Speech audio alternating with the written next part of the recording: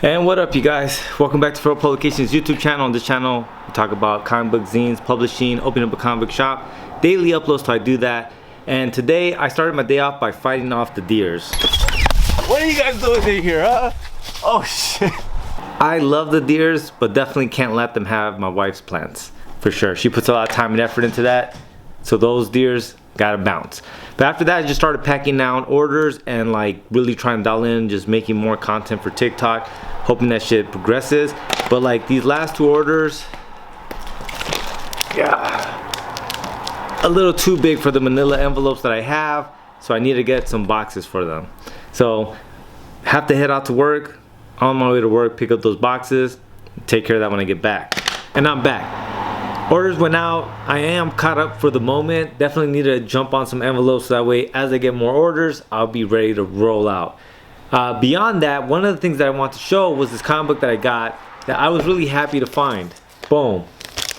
I have been looking for Jackie Orms comics. I'm not sure how many folks are familiar with Jackie Orms, but if you're not, Jackie Orms, actual name was Zelda Maven Jackson, was an American cartoonist, journalist, activist. She's known as the first African-American woman cartoonist to be syndicated in a newspaper. Her work was featured in leading African-American newspapers like the Pittsburgh Courier and the Chicago Defender. Orms used her cartoons to tackle social and political issues, creating characters that challenge racial stereotypes and offer a positive and dynamic representation of black women and girls. Her work often addressed topics like racism, environmental pollution, and social justice. Torchy Brown was probably the more famous one, Patty Joe, but Torchy was like the main character in a lot of her comics. But I haven't been able to find a Jackie Orms comic in the wild. But what did I find? I found this issue of Golden Legacy, and this is a very cool find. So if you're unfamiliar with this comic, Golden Legacy basically is an illustrated history magazine. This one that I have here is the 4th issue in a series of educational comic books that were published by Fitzgerald Publishing Company. The series, titled Golden Legacy, was created to provide a new, engaging approach to teaching black history to both young and adult readers. The goal was to instill pride and self-esteem in black youth while also educating others about the significant contributions of black men and women in society. So Fitzgerald was inspired by classic literature and popular classic illustrated comic series, but noticed the lack of representation of black figures in mainstream history books and comics. He wanted to fill this gap and show that history could be a shot in the arm that made the American Constitution true. The mission, right? The series was designed to be a tool for education, helping to dispel myths and replace them with an appreciation for the contributions of others. The high interest format was intended to motivate both fast and slow readers. So this is one of those comics that I was happy to find. It is a piece of comic book history. It's the kind of stuff that I like to see.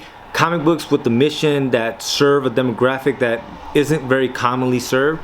And like, it definitely is just a beautiful comic book, and it opens me up to more artists, more writers, and just different art styles. And so I was super happy to find this. And it says that they're still in print, that Fitzgerald Publishing Co. is still open and still operating, and so you could probably find these. But I found a like original issue, original printing. And don't get me wrong, like, it's hammered. Like I tell people all the time, like, I'm a comic book reader, not necessarily a comic book collector. And the things that I do end up collecting is shit that I always like to go back to and read. And this is probably going to be one of the ones that stays in my collection just because of the historical value that it brings. Again, these were published for 10 years. And so I don't know how many issues there are, and I don't know how Fitzgerald Publishing Company is formatting them.